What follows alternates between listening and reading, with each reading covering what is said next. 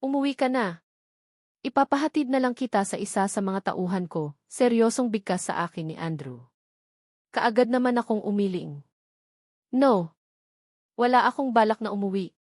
Kung hindi ka komportable sa presensya ko, dahil may pinagkakaabalahan ka, isipin mo na lang na wala ako sa paligid, seryoso kong sagot sa kanya. Sobrang sikip ng dibdib ko at ang ipinapakitang pag-ugali ngayon ni Andrero ay sobrang nasasaktan ako. Kung alam niya lang hindi kayang tangapin ng kalooban ko na porket nagluluksa siya sa pagkawala ng dati niyang yaya, basta niya na lang akong babaliwalain ngayon. Butter please not now. Huwag ka namang sumabay oh. Pwede bang makinig ka muna sa akin?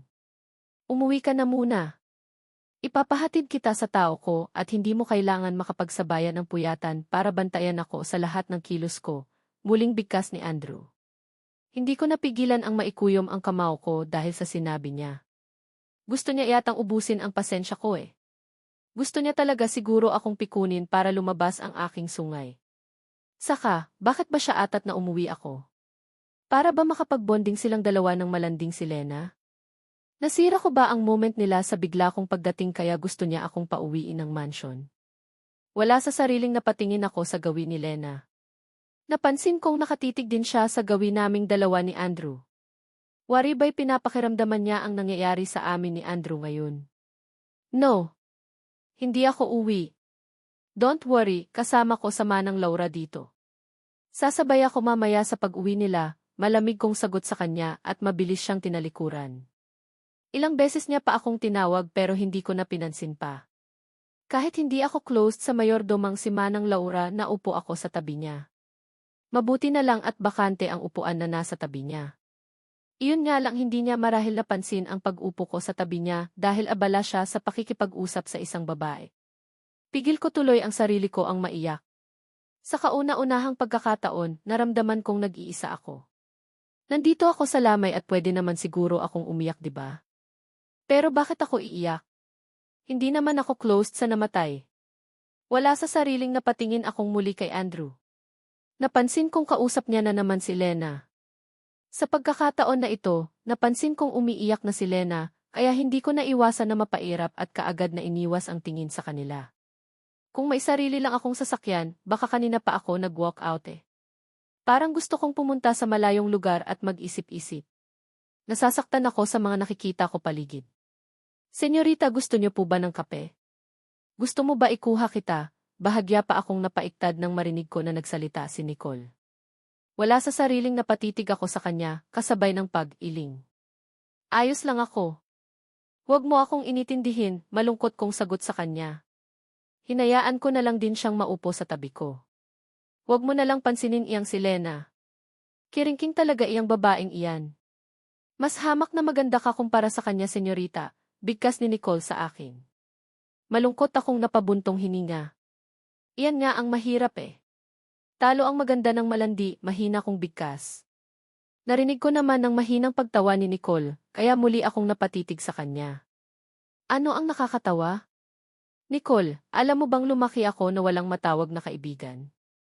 Ang pinsan ko lang na si Brianna ang nakapalagayan ko ng loob nitong mga nakaraang buwan. Sana, maging kaibigan din kita. Mabait ka naman siguro, di ba? Wala sa sariling bigkas ko kay Nicole. Wala lang, gusto ko lang na may mapag-usapan kami.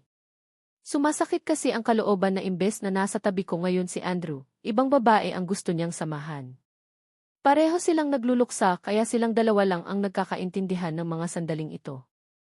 I don't think so. Naman, senyorita. Pwedeng-pwede mo akong maging kaibigan, nakangiting sagot ni Nicole sa akin. Akmang magsasalita pa sana ako nang maramdaman ko ang paghawak ng kung sino sa braso ko. Napatingala ako at kaagad kong napansin ang seryosong mukha ni Andrew. Let's go home, seryoso niyang bigkas sa akin habang pilit niya akong pinapatayo. Napasulyap muna ako kay Nicole bago ako nagpasyanod. Wala na akong energy pa para makipag-talo kay Andrew. Uwi daw kami? Well, much better. Para magkalinawan kami. Kabayo ang sinakyan namin ni Andrew pag-uwi ng mansion. Tahimik kami sa buong oras ng paglalakbay at dahil mabilis ang kanyang pagpapatakbo, mabilis na din kaming nakarating ng mansion. Diretso kaming dalawa sa aming kwarto. Halata ang galit sa mga mata ni Andrew nang muli akong napatingin sa kanya pero hindi ko na pinansin pa. Akmang papasok sana ako ng banyo para maglinis ng katawan pero natigilan din nang marinig ko na nagsalita si Andrew. Anong ginagawa mo, Butter? Hindi ka ba talaga nakakaintindi sa nararamdaman ng kapwa mo? Bakit kailangan pang pumunta ka doon? Tanong niya sa akin. Wala sa sariling nilingon ko siya at seryosong tinitigan sa mga mata. Anong ginagawa ko sa lugar na iyon? Natural, nandoon ka kaya sinundan ka, naiinis kong sagot sa kanya. Napansin kong natigilan siya kasabay ng pag-iling. Iyan ang ayaw ko sa iyo eh. Insensitive mo pagdating sa mga bagay. Sarili mo lang ang iniisip mo at hindi mo iniisip ang nararamdaman ng ibang tao, kaagad niya namang sagot sa akin. Sa pagkakataon na ito, ramdam ko na ang galit sa boses niya, kaya naman galit ko na din siyang tinitigan sa mga mata. Ayaw mo sa akin dahil sa ugali ko. Insensitive ako. Fine, kung ayaw mo sa akin, simula ngayong araw na ito, wala nang pakialamanan. Total naman mula umpisa, pilit lang naman ang pagsasama natin eh. Kasal-kasalan lang ang nangyari sa pagitan nating dalawa at wala talagang magandang kahihinatnan ang pagsasama na ito. Galit kong sigaw kay Andrew at mabilis na akong pumasok sa loob ng banyo.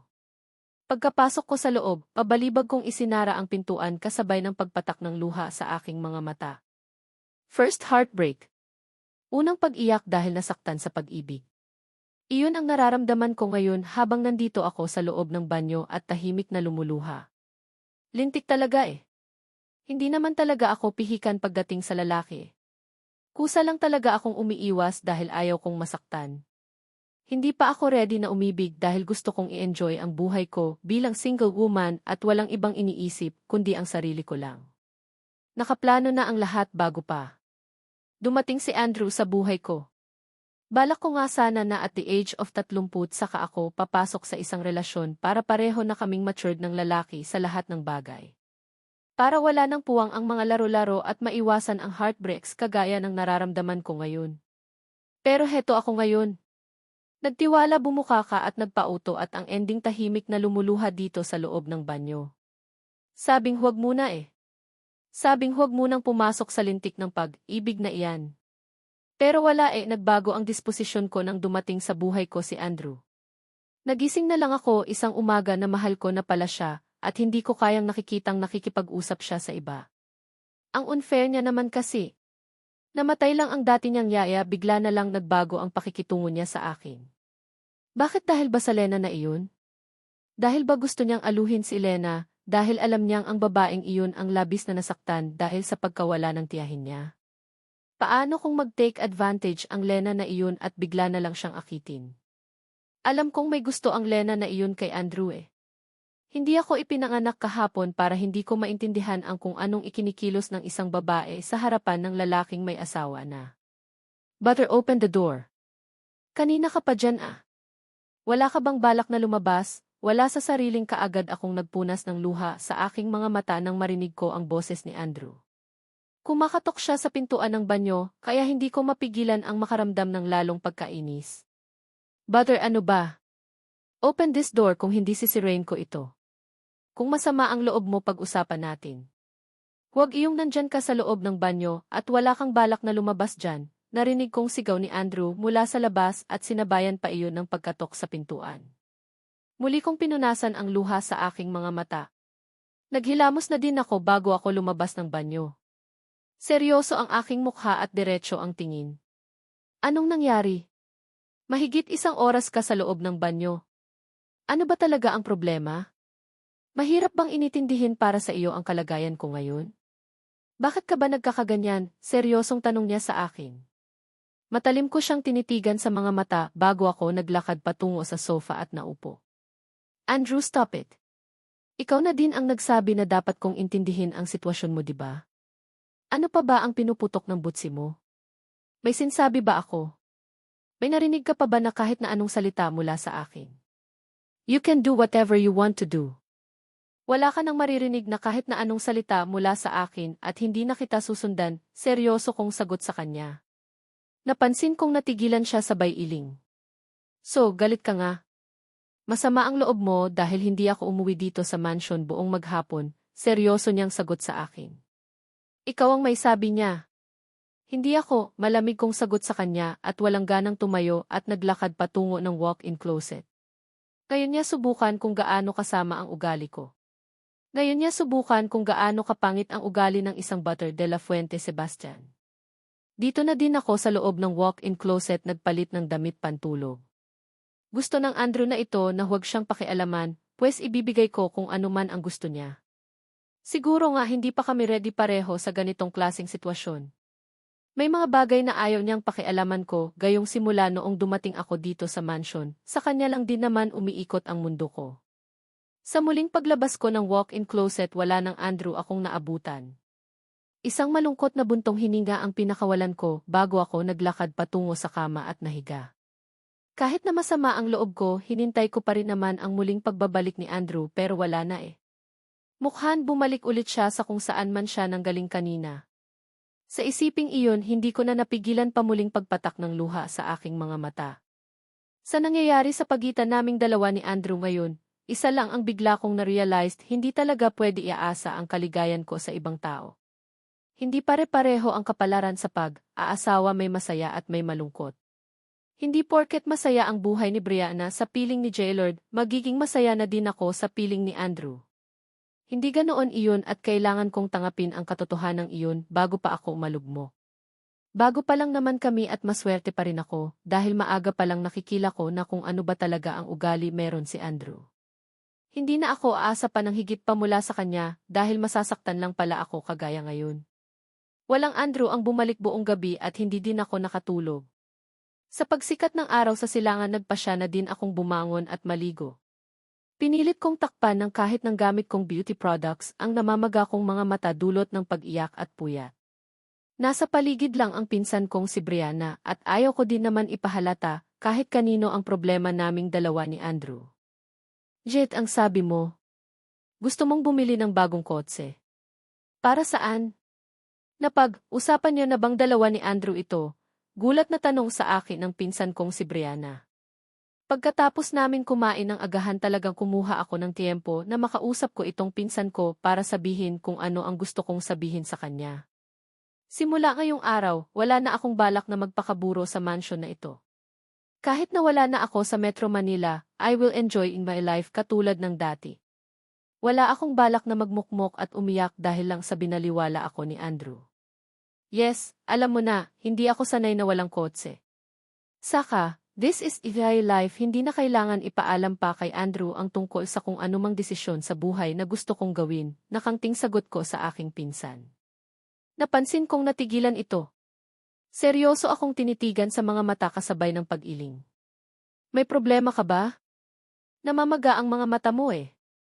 Nag-away ba kayo ni Andrew? Seryosong tanong niya sa akin. Sa tanong na iyon ng pinsan ko, hindi ko na napigilan ang maluha. Yes, nakakahiyaman pero kusang tumulo ang luha sa aking mga mata.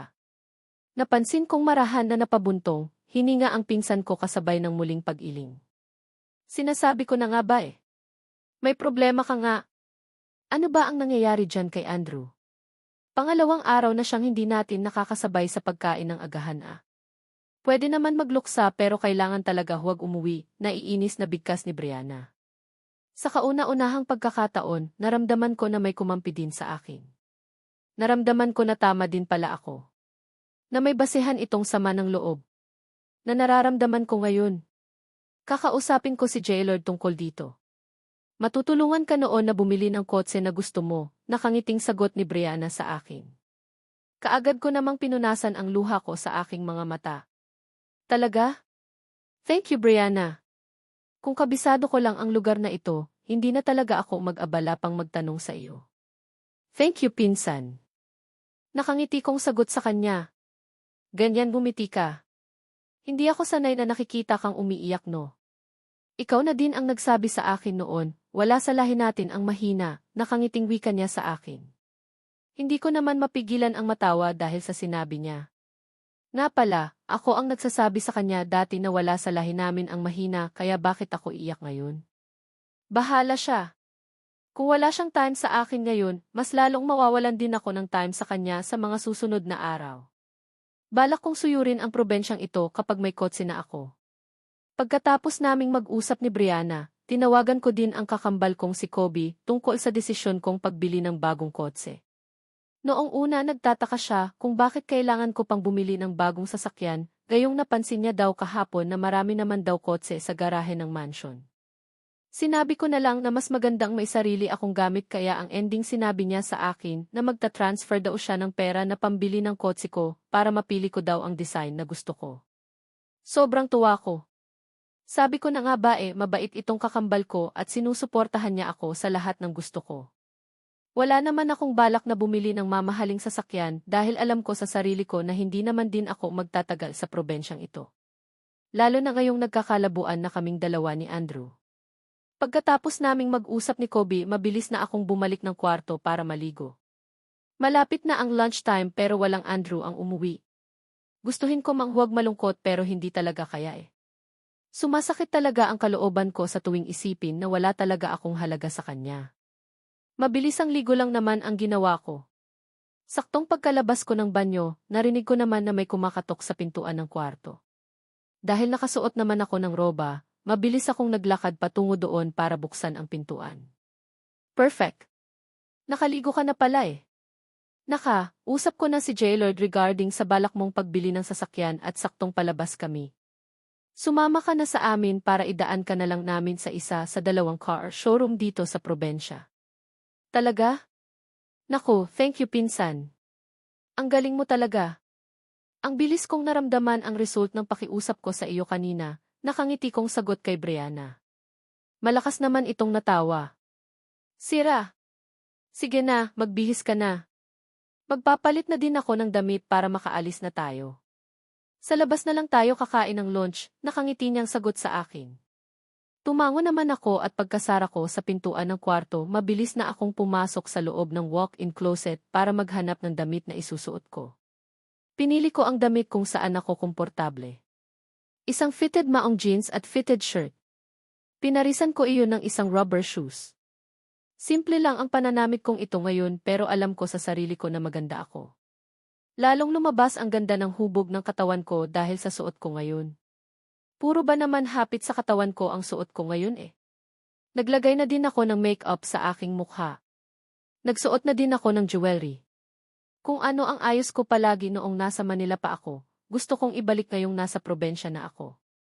Mas preferred kong mas lalong mahalin ang sarili ko dahil wala namang ibang gagawa noon kundi ako lang. Sa isiping iyon, hindi ko napigilan ang muling maluha Sabi ng iwasan ng isipin si Andrew, ang tigas talaga ng utak ko. Ang kulit. Walang magandang maidulot ang pangalang Andrew sa puso ko. Masasaktan lang ako. Baka nga sa mga oras na ito, kay Lena na nakarehistro ang puso at isipan niya. Dumaan lang ako sa buhay ng lalaking iyon kaya hindi dapat ako masaktan ng ganito. Nang masiguro ko na perfect na ang attire ko, dinampot ko ang aking handbag at lumabas na ng kwarto. Diretso kong tinahak ang way palabas ng mansion sa pag-aakalang baka hinihintay na ako nila Brianna sa labas. Si Señorita Butter Wow, ang ganda niya pala lalo kapag nakaayos siya. Palabas na ako ng pintuan ng mansion nang sakto naman na marinig ko ang papuring iyon. Sa peripheral vision ko, kaagad kong napansin ang umpukan ng 3 mga kasambahay sa hindi kalayuan sa akin. Mukhang nagpapalit sila ng mga kortina sa bintana. Nga, para talaga siyang model Para talaga siyang buhay na manika, bigkas ng isa pa. Hindi ko tuloy mapigilan ang mapangiti. Talaga naman Kalam kong maganda ako at walang dapat pagtalunan doon. Losyang-losyangan kasi talaga ang peg ko nitong mga nakaraang araw. Dahil sa Andrew na iyon kaya simula ngayong araw mag-aayos na talaga ako palagi. Magpapaganda na ako at kapag may kotse na ako, wala akong balak na magstay sa boring na lugar na ito. Yes, para sa akin, boring na ang lugar na ito. Tapos na ang masasayang moment ko kasama si Andrew. Hindi na maibabalik iyon. Sinayang niya ang tiwala ko kaya bahala siya. Ayaw niyang pakialaman ko siya, pues wag niya din akong pakialaman pa. Magkanya-kanya na kami. Gagawin ko ang lahat ng mga makakapagpasaya sa akin. Total, naman may pera naman ako May millions ako sa account ko kahit na hindi ako magtatrabaho. Hindi ako matitiis ni Kobe. Hindi din ako kayang tiisin ni Daddy na regular na nagpapasok ng funds sa account ko. May mga credit cards din ako na si Daddy ang nagbabayad. Istrikto si Daddy Charles pero mahal ako noon no.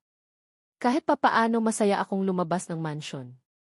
Mukhang hindi pa nakababa ang mag-asawang Brianna at Jaylord, kaya hihintayin ko na lang sila sa may garden. May mga upuan doon at pwede akong maupo habang nagsiselfone.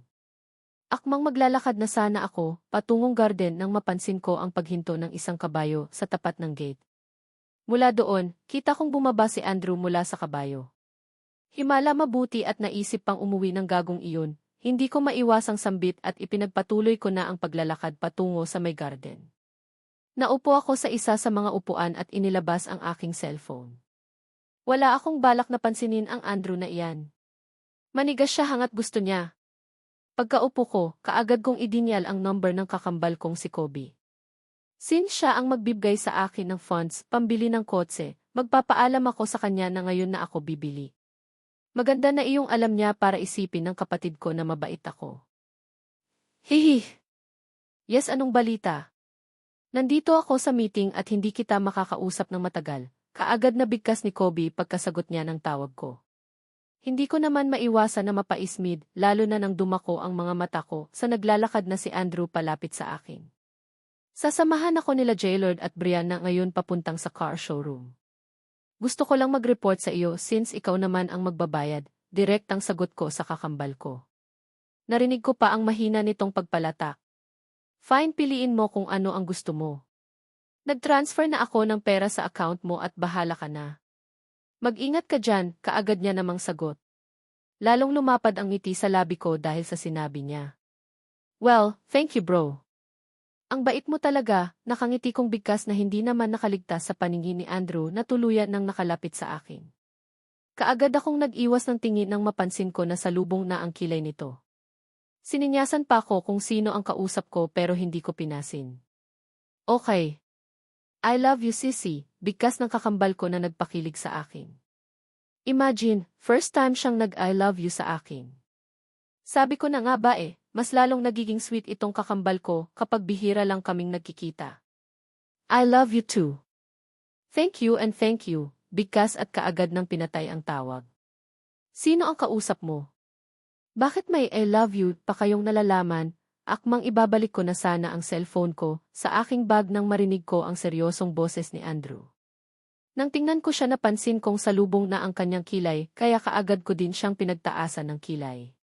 Mabuti naman at naisipan mong umuwi, naiinis kong sagot sa kanya. Marahas naman itong napabuntong hininga. Huwag mong iligaw ang usapang ito, Butter. Sino ang kausap mo? Bakit may pa-I love you ka pang sinasabi? Sa pagkakataon na ito, galit na ang tono ng kanyang boses. Padabog naman akong tumayo. Sino pa ba ang kausap ko? Di si Kobe. Ang kakambal kong si Kobe ang kausap ko, pagalit ko ding sagot sa kanya. Natigilan ito habang parang hapong-hapon na naupo sa upuan sa tapat ko lang. Saan ka pupunta?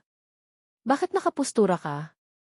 Huwag mong sabihin na aalis ka na hindi nagpapaalam sa akin. Pag-iiba niya sa usapan habang nakatitig sa akin. Aalis? Mamamasyal dahil binigyan ako ni Kobe ng milyones para pang shopping, nang iinis kong sagot sa kanya, kasabay ng pagtayo ko. Napansin ko na kasi ang paglabas nila Brianna mula sa loob ng mansion. Mukhang aalis na kami. Shopping. Aalis ka ng bahay na hindi sinasabi sa akin, sagot naman ni Andrew, kasabay ng paghawak niya sa braso ko. Natigilan ako sa paghakbang at seryoso ko siyang tinitigan. Hindi nagpapaalam? Uso ba iyan sa ating dalawa, Andrew? Bakit kapag umaalis ka ba nagpapaalam ka ba sa akin? Seryoso kong sagot sa kanya at malakas kong tinabig ang kanyang kamay na nakahawak sa braso ko. Nang mabitawan niya ako, mabilis ko na siyang nilayasan at lumapit na ako kina Jaylord at Brianna na mukhang hindi naman nila napapansin ang saglit na pagtatalo naming dalawa ni Andrew. Butter, ano ba? Hindi ka pwedeng umalis? Nag-uusap pa tayo, narinig kong wika ni Andrew pero hindi ko na pinansin pa. Pakialam ko ba? Bahala siya sa buhay niya.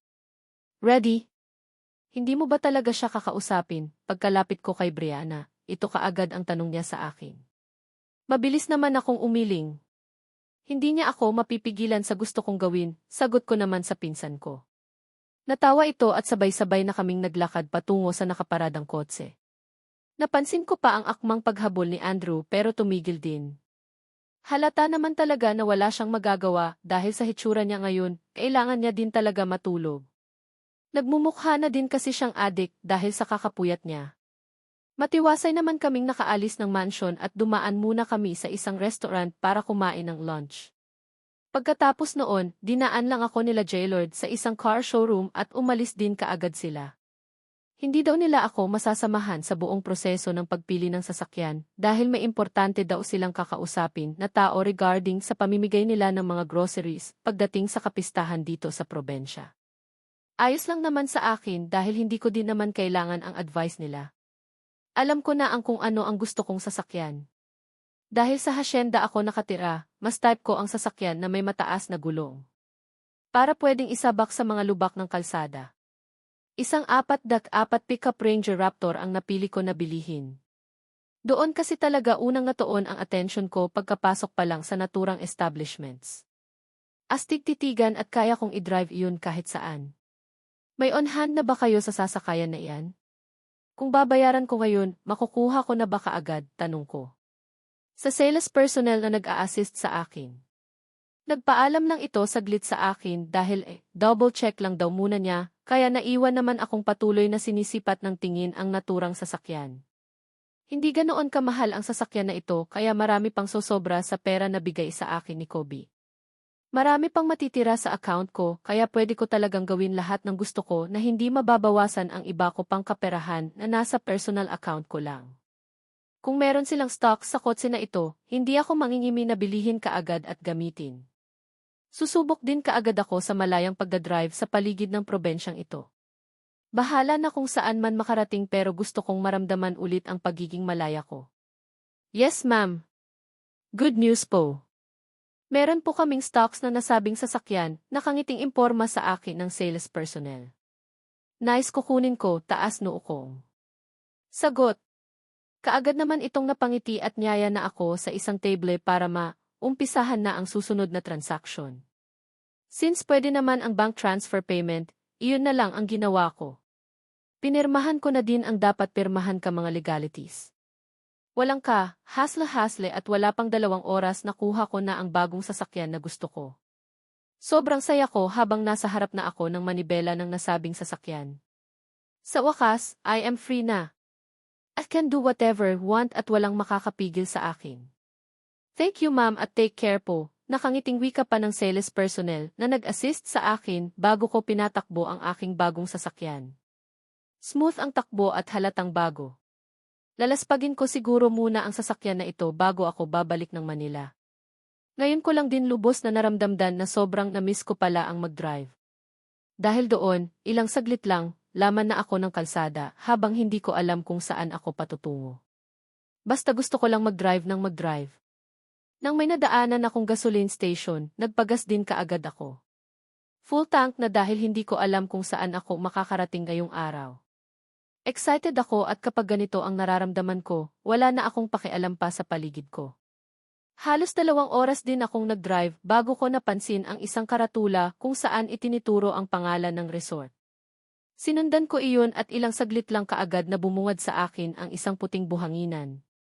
May mga cottage din akong napapansin at hotels. Medyo marami din akong natatanaw ng mga turista kaya kaagad akong pumasok sa loob. Iginya naman ako ng isang staff hanggang sa nakarating ako sa isang parking area. Nagpark lang ako at kaagad na naglakad patungo sa reception area. May available pa ba na cottage? Nakangiting tanong ko sa receptionist. Napansin kong tinitigan muna ako nito bago nagsalita. May mga kasama po kayo ma'am? Ilang po kayo? Nakangiting tanong nito sa akin. Mag-isa lang ako. May problema ba? Nakangiti kong balik tanong sa kanya. Muli itong umiling. Ay ganoon po ba? May mga available po na cottage ma'am, pero since nag-iisa lang kayo, mas mabuti po na sa private room na lang po kayo. Medyo maingay po kasi ang mga katabing cottage, kapag gabi na dahil sa party-party po sa beach, nakangiting sagot sa akin ng receptionist. Nakangiti naman akong tumango. Okay whatever. Sige, sa private room na ako, seryoso kong sagot. Ilang saglit lang kaagad niya nang inabot sa akin ang isang keycard at sinamahan ako ng isang roomboy patungo sa aking silid na ookupahin ko. Pagkapasok ko sa loob ng hotel room kaagad kong ibinagsak ang pagod kong katawan sa kama. Dahil sa pagod, hindi ko na namalayan pa na nakatulog na pala ako. Nagising na lang ako sa malakas na tunog ng aking cellphone. Mabilis ko iyong kinapa sa loob ng aking handbag at nang mahawakan ko kaagad kong sinagot. Yes, inaantok kong bigkas. Butter, nasaan ka? Kaagad namang sagot ng pinsan kong si Brianna. Siya pala nang tumatawag kaya natatatamad akong bumangon habang nakadikit pa rin sa tainga ko ang aking cellphone. Oh, sorry pinsan. Nakalimutan ko palang sabihin sa iyo na hindi ako makakasabay sa inyo pag-uwi, inaantok ko pa ring sagot sa kanya. Napatitig ako sa may bintana at kaagad kong napansin na gabi na pala. Hindi makakasabay? Bakit, nakauwi ka na ba ng mansion? Nagtatakang sagot sa akin ng pinsan ko. Kaagad naman akong umiling kahit alam kong hindi niya ako nakikita. Hindi pa. Pero uwi din ako. Masyado kasi akong nalibang kanina sa drive sa bago kong kotse kaya napagod ako. Kaunting rest lang at babalik din kaagad ako ng mansion, nakangiti kong sagot sa pinsan ko. Bukas na lang siguro ako uwi at hindi naman siguro ako hahanapin nila lolo at lola. Lalo na ng Andrew na iyon. Pagkatapos naming mag-usap ng pinsan kong si Brianna, nagdesisyon na din akong lumabas na muna ng room ko. Maghahanap lang ako ng restaurant na pwede kong makainan at mabilhan ng pamalit na damit. Balak ko din bumili ng alak dahil balak kong uminom mag-isa dito sa silid ko. Broken-hearted at kapag broken-hearted may kasama talagang alak palagi. Iyon kasi ang nakikita ko sa mga napapanood kong love story online kaya gagayahin ko. Malay mo naman, baka mga makatulong ang mga ganoong gawain para makalimot ako. Mukhang kilala at dinadagsa naman ng maraming turista ang naturang resort dahil napansin kong nagkalat ang mga restaurant sa paligid. Akala ko talaga maliit lang ang lugar na ito pero malaki pala. Ayon sa suot kong relo, halos alas 7 pa lang ng gabi at buhay na buhay ang buong paligid. Nagpasya akong pumasok sa isang restaurant kung saan kaunti lang ang guest. Iyon nga lang, pagkatingin ko sa menu, hindi ko akalain na ganito pala kamahal ang mga pagkain. Kaya pala kaunti lang ang customers at dahil hindi naman ako nagtitipid, kaagad na din akong umorder ng makakain. Wala din kasi talaga akong balak na magtagal dito sa labas. Mas gusto kong magkulong lang ako kwarto na walang asungot at makikialam sa akin. Pagkatapos kong kumain, sakto naman na may nakita akong isang bautike na nagbebenta ng iba't iba klaseng kasuotan. May mga swimsuit kaya bumili na din ako. Bumili na din ako ng undies, t-shirts at shorts. Pati na din ilang pirasong dress dahil baka magbago ang isip ko bukas at huwag na munang umuwi ng hasyenda. Depende pa rin talaga sa mood ko ang lahat-lahat ng desisyon kong gagawin. Hindi ko din nakalimutan na dumaan sa Ligor Wine Store para bumili ng alak. Bumili ako ng isang klase ng liquor at isang klase ng wine.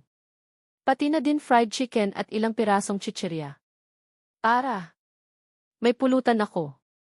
O diba, kumpleto rekado at kahit na huwag na akong lumabas ng kwarto ayos lang. Hi miss. I'm Brenz, pwede ko bang malaman ang pangalan ng magandang binibini? Habang naglalakad ako pabalik ng hotel, isang matangkad na lalaki ang sumalubong sa akin.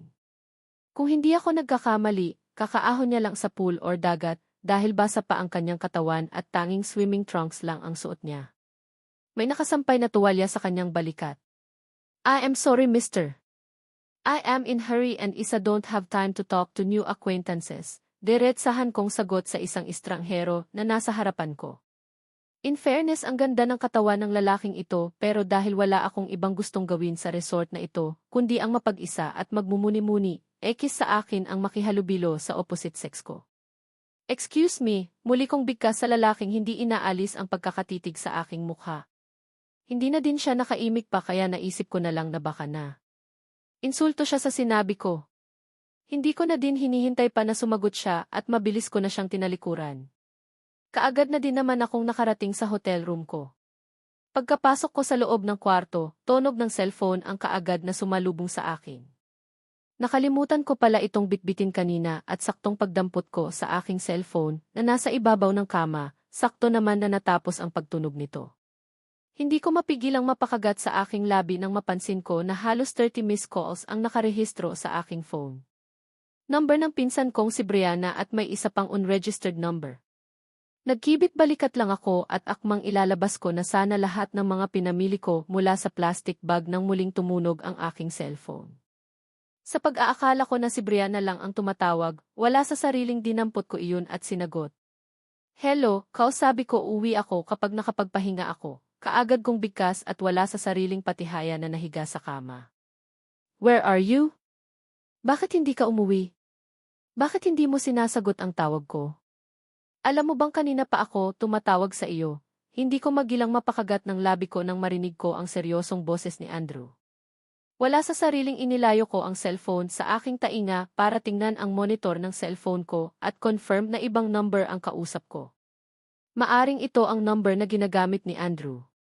Kung alam ko lang na siya ang tumatawag, hindi ko na sana siya sinagot. Nasaan ka? Sabihin mo sa akin at susunduin kita. Narinig kong muling wika niya nang muli kong idikit ang aking phone sa aking tainga. Hindi ko naman maiwasan na mapangisi. Hulaan mo. Pwede mo akong sunduin iyan kung alam mo kung nasaan ako, nakangisi kong sagot sa kanya. Butter, please, not now. Ano ba ang nangyayari sa iyo ha? Nakalimutan mo na ba na wala ka sa Manila para magkaganyan ka? Alam mo bang pwede? Kang mapahamak sa ginagawa mong iyan, nararamdaman ko na ang galit sa boses niya habang sinasabi ang katagang iyon kaya hilaw akong natawa. Ano ba ang pinagsasabi mo? Alam mo napaka-advance mong mag-isip. Hindi na bago sa akin na hindi umuuwi ng bahay kaya pwede ba, stop acting na parang concern ka sa akin. Take care of yourself and not me dahil may sarili akong pag-iisip at kaya ko na ang sarili ko, naiinis kong sagot sa kanya. Hindi ito nakaimik pero ramdam ko ang galit niya dahil ilang beses itong humugot ng malakas na buntong hininga. Kung wala ka nang sasabihin, papatayin ko na ang tawag mo. And please, huwag kang pakialamero at istorbo dahil hindi din naman kita pinakikialaman sa lahat ng mga gusto mong gawin, naiinis kong muling wika sa kanya at kaagad na pinatay ang tawag. Nagpasya na din akong tuluyang i-off ang aking cellphone para walang istorbo. Muli akong bumangon ng kama at nagpasya akong buksan ang wine na binili ko kanina at nagsalin sa baso. Binuksan ko na din ang telebisyon dito sa loob ng kwarto at sakto naman na nakakonect pala sa movie app kaya ilang saglit lang. Kaagad na din akong nag-enjoy sa pinapanood ko at hindi ko na namalayan ang oras. Ang ending, umaga na akong nakatulog at imbes na uwi ako ng mansion, hindi na lang dahil napuyat talaga ako. Ni hindi na nga din ulit ako nakababa ng kwarto para maghanap ng makakainan. Nag-deliver na lang din ako ng makakain at natulog buong araw. Nanatili pa ako ng isa pang araw dito sa resort bago ako nagpasyang umuwi ng hasyenda. Ayaw pa nga sana akong pagbuksan ng bantay sa gate ng mansion nang mapansin ang pagdating ko siguro dahil sa sasakyan na gamit ko. Hindi pala sila na-briefing na may bago akong kotse. Manong, ako ito ang Senyorita Butter. Nakangiti ko pang wika sa bantay ng gate nang buksan ko ang salaming bintana ng aking bagong sasakyan. Napansin kong nagulat ito at mabilis na nanghingi ng pasensya. Mabilis akong pinagbuksan ng malaking gate kaya nag-drive na ako papasok sa loob. Ipinarada ko ng maayos ang aking kotse at mabilis na din bumaba. Iyon nga lang pagkababa ko pa lang ng sasakyan, ang nag-aalalang mukha ng pinsan kong si Brianna ang kaagad na sumalubong sa akin. Bruha ka! Saan ka ba galing? Kaagad na tanong niya sa akin kasabay ng paghampas niya sa balikat ko. Hindi ko naman mapigilan ang mapagiwi. Masakit kaya ang paghampas niya? Diyan lang, saka bakit ka ba nang hahampas? Hindi ba't sinabi ko naman na uwi din ako, natatawa kong sagot sa pinsan ko. Kaagad naman siyang napasimangot at seryoso akong tinitigan sa mga mata. Alam mo bang halos mabaliw na si Andrew sa kakahanap sa iyo? Saan ka ba nagpunta? Nasaan ang phone mo? Hindi ka namin makontak. Kaunting-kaunti na lang talaga tatawag na kami sa Manila para ipaalam sa parents mo na nawawala ka, seryosong bigkas ni Brianna. Hindi ko mapigilan ang mapangiwi. Malay ko ba na mag-aalala pala sila sa biglaan kong pagbabakasyon sa resort? Daw resort lang ako. Pagkatapos akong tawagan ni Andrew ini-off ko na ang phone ko at nakalimutan kong i-on ulit, nakangiwi kong sagot kay Brianna. Napansin kong kaagad akong pinaningkitan ng mga mata nito. Halata pa rin sa mukha nito ang inis kaya buong tamis ko siyang inisyan. Ganito kasi iyon pinsan hindi ba't bago ang kotse ko? Habang Nagmamaneho ako, napadaan ako doon sa isang resort, pumasok ako doon sa loob at nagandahan ako. Actually, magpapahinga lang naman sana ako pero nakatulog ako eh. Naatawa kong kwento sa kanya. Kaagad niya naman akong inirapan. Ewan ko sa iyo. Bahala ka. Kinalola ka magpaliwanag at sa asawa mong si Andrew, nakairap nitong sagot sa akin. O kaya ko na ang bahala kina lola at lolo. Pero kay Andrew wala akong balak ng magpaliwanag, nakangiti kong sagot at mabilis na naglakad papasok sa loob ng mansion. Mahigit 2 oras akong nag-drive pabalik dito sa hasyenda at balak kong magpahinga muna. Kung hindi nga lang ako nag-aalala kina lolo at lola na baka hanapin nila ako, wala pa sana talaga akong balak na umuwi eh. Parang gusto ko pang gumala ng gumala. Si Andrew kaya? Nasaan na kaya ang gagong iyon? Nandito kaya sa mansion? Heist, bakit ba nakalimutan kong itanong kay Brianna? Hindi ko mapigil ang bigkas habang paakyat ako ng hagdan. Hindi ko pa rin maiwasan na makaramdam ng lungkot nang maisip ko na baka nandoon na naman kina Lena ang lalaking iyon. Kailan kaya ang libing noong yaya niya? Imbes na sa kwarto naming dalawa ni Andrew ako dumiretso, nagpa siya akong dumaan muna sa kwarto ng matatanda. Pagkatapat sa pintuan, marahan akong kumatok at ilang saglit lang, narinig ko nang nagsalita si Lola Esmeralda ng come-in. Good afternoon po Lola, Lolo. Nakangiti kong bigkas pagkapasok ko sa loob ng kwarto nila. Napansin ko pa ang pagkagulat sa mukha ng mga matatanda nang mapansin nila ang pagdating ko. Hindi ko iyon pinansin bagkos isa-isa ko silang nilapitan para magmano. Butter, iha. Saan ka ba galing? Bakit ngayon ka lang umuwi? Seryosong tanong sa akin ni Lola. Bigla tuloy akong kinabahan. Ngayon ko lang kasi ito nakita kung gaano kaseryoso at si Lolo naman ay tahimik lang na nakaupo sa kabilang bahagi ng kama na halata namang nakikinig din sa usapan naming dalawa ni Lola. Sorry po alam ko po na hindi maganda ang hindi umuwi ng bahay ka, kaya lang masyado po kasi akong nalibang sa labas. Hindi ko po namalayan ang oras at napalayo na pala ang pagdadrive ko. Nahihiya kong sagot sa kanya. Pinalamlam ko pa ang aking mga mata para ipakita sa kanila na nagsisisi ako sa ginawa ko. Napakadelikado ng ginawa mo. Alam mo bang sobrang nag-aalala kami sa iyo? Paano kung napahamak ka sa labas? Ano na lang ang sasabihin sa amin ng mga magulang mo? Na pinabayaan ka namin at hinayaang umalis mag-isa dito sa bahay, seryosong sagot ni Lola. Hindi ko naman mapigilan ang mapakamot ng aking ulo sa bayu ko. Sorry po La. Hindi na po maulit, mahina kong bigkas. Hindi naman kasi sumagi sa isipan ko na pati sila mag-aalala sa hindi ko pag-uwi eh. Akala ko kasi wala silang pakialam sa akin. Bueno nangyari na ang hindi dapat mangyari at sana hindi na ito maulit pa Butter. Kung may problema kayong dalawa ni Andrew, pwede niyong pag-usapan iyan. Hindi iyong naglalayas ka, muling wika ni Lola. Si Lola Esmeralda ang mabunganga sa pamilyang ito eh. Si Lolo naman tahimik lang na nakikinig. Saka anong sabi ni Lola? Problema naming dalawa ni Andrew. Alam niya kaya na may problema kaming dalawa ni Andrew. Sinong may sabi? Alam kong pagod ka. Magpahinga ka na muna sa kwarto niyo. Saka na tayo mag-usap ulit, muling wika ni Lola na labis kong ipinagpasalamat.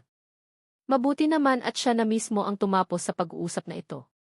Pambihira, never akong napagilatan ni Lola Ashley sa tanang buhay tapos itong lola ni Andrew, napagalitan ako ngayon lang dahil sa hindi ko pag-uwi. Nasaan ang hustisya?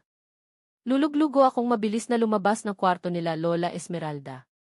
Tapos na siguro ang galit ng matanda at sana hindi niya naungkatin ang kasalanan na nagawa ko kapag magkasalubong ulit kami. Aminado pa naman ako ng matigas ang ulo ko at kapag nagagalit ako, baka bigla na lang akong mag-al sa balutan at bumalik ng Manila.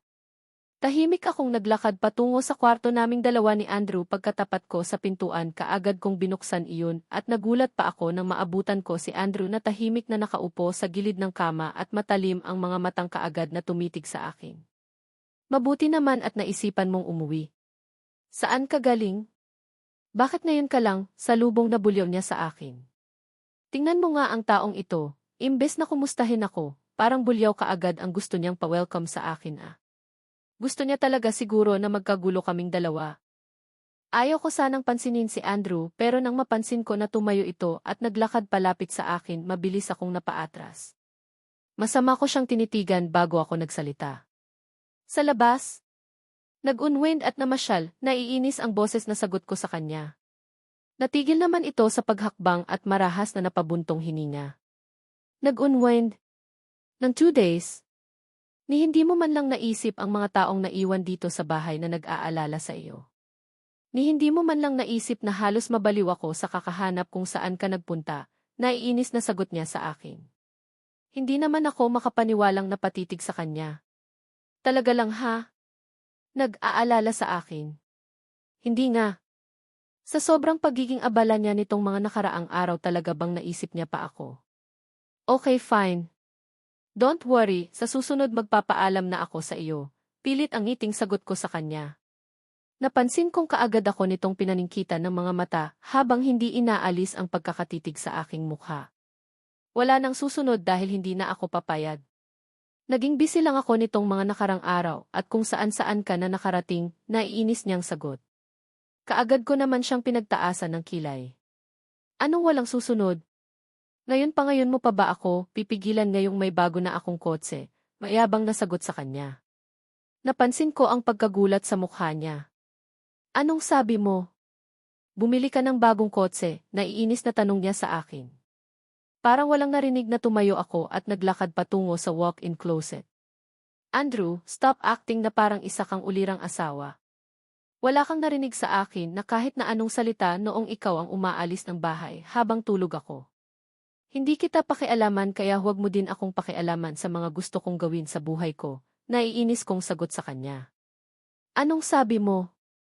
Hindi pinapakialaman? Kaya ka umalis ng 2 araw dahil gumaganti ka sa akin. Kaya ka bumili ng kotse dahil gusto mong gumala ng gumala at gusto mong ipakita sa akin na kaya mong gawin lahat ng gusto mo.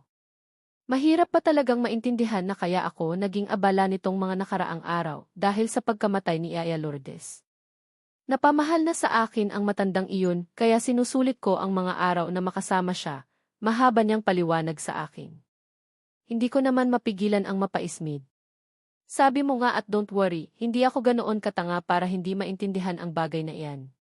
Pero kailangan ba talaga buong araw at gabi ka sa bahay na iyon? Kailangan ba talaga hindi ka umuwi dito sa mansion at doon ka manatili? Grabe ka, kulang na lang doon ka na tumira. May narinig ka ba na rekalmo sa akin? Hindi ba't wala? Nagreklamo ba ako na habang nandoon ka sa kubo na iyon na ang buong atensyon mo, ay nasa kay Lena lang na para bang wala kang asawa na nanonood sa mga pinanggagawa nyo, pasigaw ko ding sagot sa kanya. Natamim naman siya. Gulat marahil sa narinig mula sa akin. Akala mo ba hindi ko alam na may gusto sa iyo ang kutong lupa na iyon? Akala mo ba hindi ko alam na inaakit ka ng babaeng iyon, muli kong bigkas sa kanya? Pati ang tungkol sa bagay na iyon binibigyan mo ng masamang impresyon. You're impossible. Alam mo naman na halos dito na lumaki si Lena sa hasyenda. Noon pa man, magkakilala na kami at nalulungkot iyong tao dahil sa pagkawala ng lola niya. Bakit ba gusto mong bigyan ng maling kahulugan ang lahat? Naiinis na sagot niya sa akin. Fine. Just don't care. Sige, ipagtanggol mo pa ang babaeng iyon. Kung gusto mo asawahin mo para ramdam na ramdam niya ang pakikisimpatya mo sa kanya, galit kong sigaw sa kanya at mabilis na naglakad papasok ng walk-in closet. Napansin ko pa ang pagsunod ni Andrew pero hindi ko na siya binigyan pa ng chance dahil pagkapasok ko sa loob, mabilis kong isinara ang pintuan at lock yun. Narinig ko pa ang malakas niyang paghampas ng pintuan mula sa labas. Butter ano ba? Nag-uusap pa tayo eh. Huwag mo akong madala-dala sa walkout mo na iyan. Hindi obra sa mansion na ito ang pagiging brat mo. Maniwala ka sa akin, galit na sigaw niya mula sa labas. Sinong tintakot mo? Para sabihin ko sa iyo, hindi pa ipinapanganak ang taong pwede akong takutin, Andrew. Wala pa sa mundong ito ang taong puputol sa sungay ko kaya kung ako sa iyo lumayas ka at balikan mo ang Lena mo. Total, bagay naman kayo ng babaeng iyon eh, galit kong sigaw pabalik sa kanya. Sa sobrang galit ko ibinato ko pa ang bag ko sa loob ng closet at halos sirain ko ang isang kabinet dahil sa pahblot kong pagbukas. Nararamdaman ko din ang panginginig ng laman ko dahil sa galit. Sinasabi ko na nga ba sa umpisa lang talaga masarap ang buhay may asawa. Kapag medyo magtagal na heto na ang away-away. Ano ba ang mga pinagsasabi mo? Huwag mong sabihin na nagsiselos ka kay Lena. Butter naman, asawa mo ako. Wala na akong time na tumingin sa ibang babae dahil kasal na tayo. Pwede ba stop acting na parabang ng babae ako dahil hindi mangyayari iyon? Lumabas ka dyan, mag-usap tayo, sigaw niya mula sa labas. Kaagad naman akong napairap. Kung sa ibang pagkakataon baka kinilig pa ako sa sinabi niya eh. Kaya lang sobrang nagsiselos talaga ako sa Lena na iyon. Naiinis na talaga ako sa babaeng iyon at hangat binibigyan niya ng atensyon niya ang babaeng iyon hinding-hindi talaga kami magkakaayos ng Andrew na ito eh. Nanatili pa ako ng halos 30 minuto dito sa loob ng walk-in closet bago ako lumabas. Nanawa na siguro si Andrew sa kakakatok dahil tumigil ni siya. Iyon nga lang pagkalabas ko ng kwarto, walang Andrew akong naabutan. Mukhang sa sobrang inis din sa akin umalis na siya. Mabuti iyon dahil ayaw ko din talaga siya makausap. Lalo lang umiinit ang ulo ko kapag nakikita ko siya.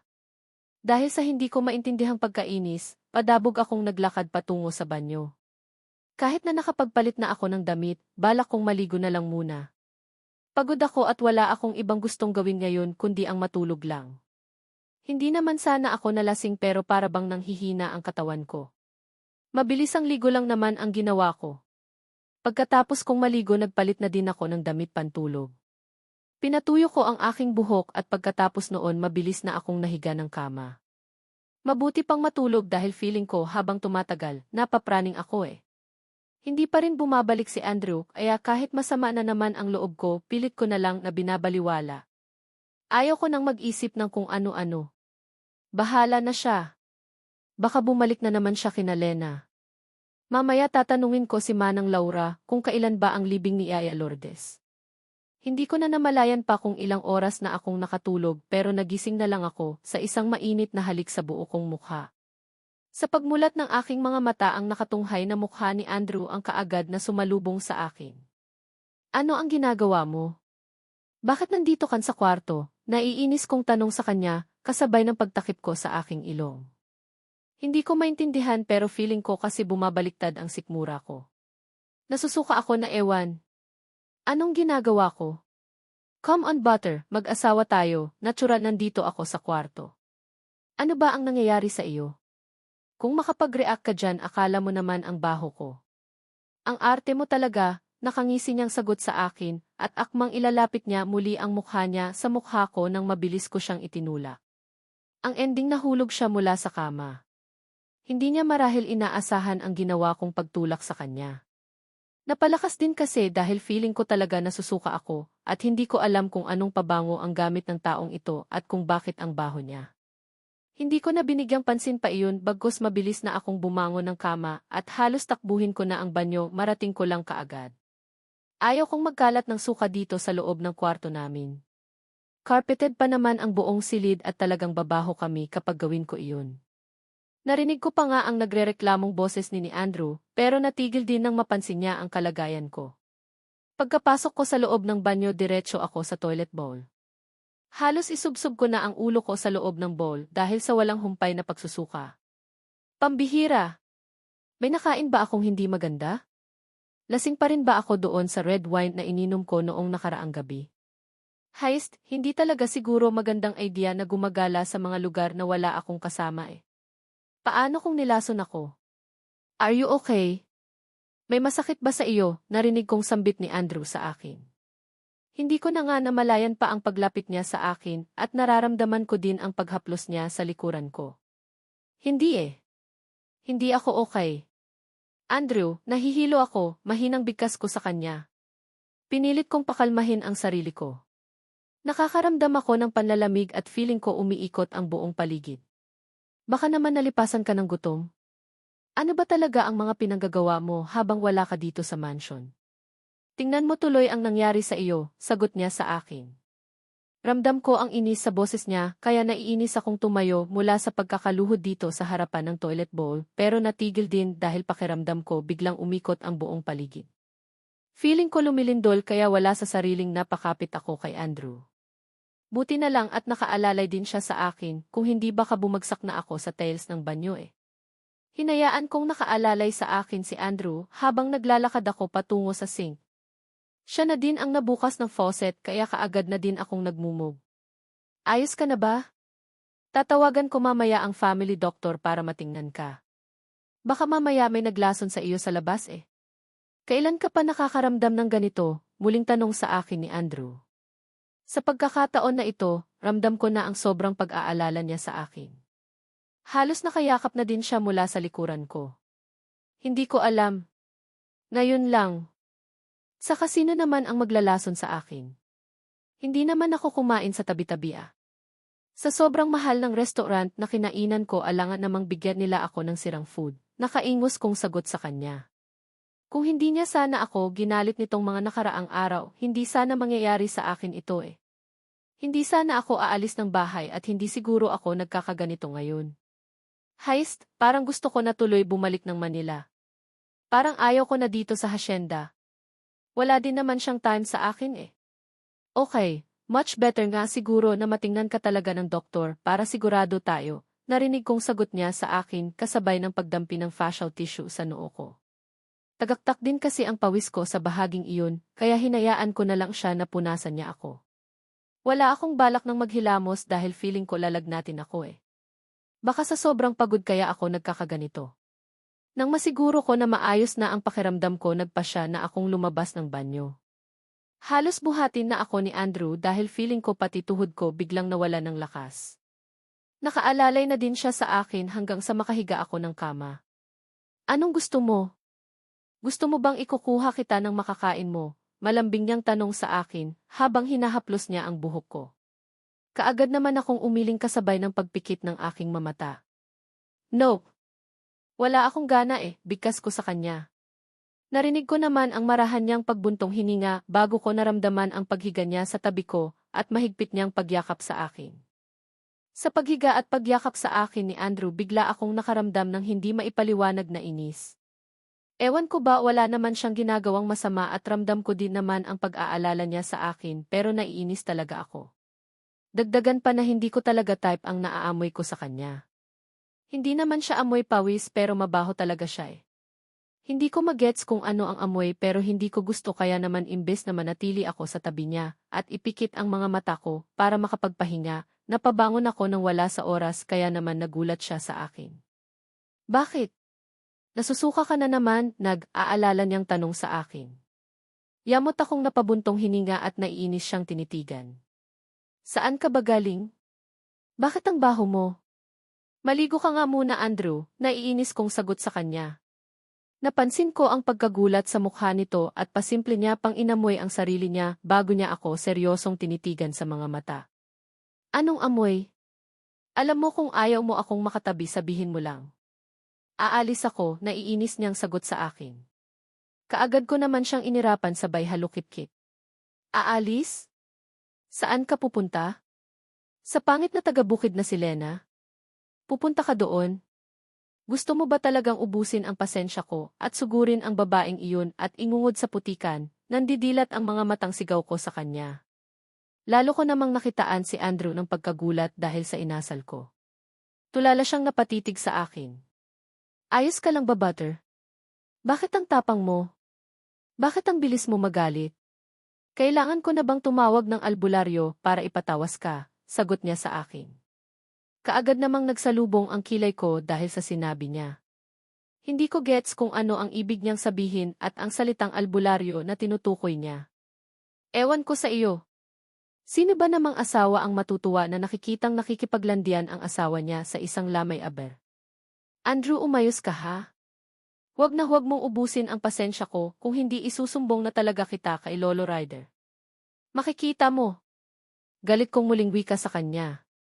Hindi ko alam kung ano ang nangyayari sa akin ngayon pero sobrang hirap kontrolin ang emosyon ko. Nababahuan ako kay Andrew pero ayaw ko din naman siyang umalis. Gusto ko nasa tabi ko lang siya pero bawal siyang lumapit sa akin. Ewan ko sa iyo. Wala akong ginagawang masama at hindi ko babae si Lena. Fine, baka naging maselan ang amoy mo kaya ka siguro nababahuan sa akin. Dito ka lang. Tatwagan ko muna ang family doctor at pagkatapos niyang maliligo ako. Baka amoy pawis lang ako at hindi ko lang siguro na amoy, yamot na sagot niya sa akin at mabilis nang bumaba ng kama. Dinampot niya ang kanyang cellphone at may tinawagan samantalang nagpa siya akong sumandal sa headboard ng kama habang hindi ko inaalis ang pagkakatitig sa kanya. Katulad ng sinabi niya kanina, pagkatapos niyang tawagan ang family doctor na titingin daw sa akin, naglakad na siya patungo sa banyo para daw maligo. Hinayaan ko na lang bagkos dinampot ko ang aking cellphone at nag-browse sa social media account ako. Nag-message din ako ng pangumusta kay mommy pero hindi siya sumagot. Siguro offline si mommy. Halos 15 minuto ding nanatili si Andrew sa loob ng banyo at paglabas niya tanging bathrobe lang ang suot niya. Naligo nga siya dahil napansin kong basa ang buhok niya. Nakangiting naglakad palapit sa akin at naupo sa tabi ko. Mabilis naman akong napatakip sa aking ilong nang maamoy ko na naman ang kakaibang amoy mula sa kanya. Sa ngayon, sobrang tapang na ng amoy at parang gusto na namang bumaliktad ang sikmura ko. And speaking of baliktad, ayan na nasusuka na naman ako. Wala sa sariling bumaba ako ng kama at halos patakbong pumasok sa loob ng banyo. Katulad noong kanina, halos isubsob ko na naman ang ulo ko sa loob ng toilet bowl para lang mapuwersa na ilabas ang kung ano man ang gustong ilabas ng sikmura ko. Butter ano ba? Iba na iyan ha? Ano ba ang nangyayari sa iyo? Narinig kong wika ni Andrew mula sa likuran ko. Katulad kanina, hinahaplos-haplos niya na naman ang likuran ko, kaya galit ko siyang nilingon. Umalis ka nga dyan. Papatayin mo ba ako sa amoy mo? Ang baho mo ha, galit kong sigaw sa kanya. Muling nagkasalubong ang kilay nito at nagtatakang tumitig sa akin. Ano ba ang pinagsasabi mo? Ano ba ang nangyayari sa iyo? Anong mabaho kaliligo ko nga lang. Maayos akong nagsabo ng katawan ko at tanging lotion. At deodorant lang ang ipinahid ko sa katawan ko, naiinis niyang sagot sa akin, habang halata sa kanyang mukha na naguguluhan na naman siya. Pwes, maligo ka ulit. Huwag kang magsabon at huwag kang gumamit ng lotion or deodorant kung gusto mong makalapit sa akin. Galit kong sagot sa kanya bago ako muling dumuwal ng dumuwal. Kahit ako nagtataka na din talaga sa sarili ko. Bakit ba napakasela ng pang-amoy ko? Noong maayos naman ang samahan namin, halos sumiksik nga ako sa katawan niya dahil bango ako sa kanya, tapos ngayon ayaw ko na sa naamoy ko sa kanya. Heist ang gulo ng pang-amoy ko. Baka nga siguro kailangan ko nang magpatingin sa espesyalista dahil baka may sakit na ako sa utak. Baka masyado na akong na-stress kaya ako nagkakaganito.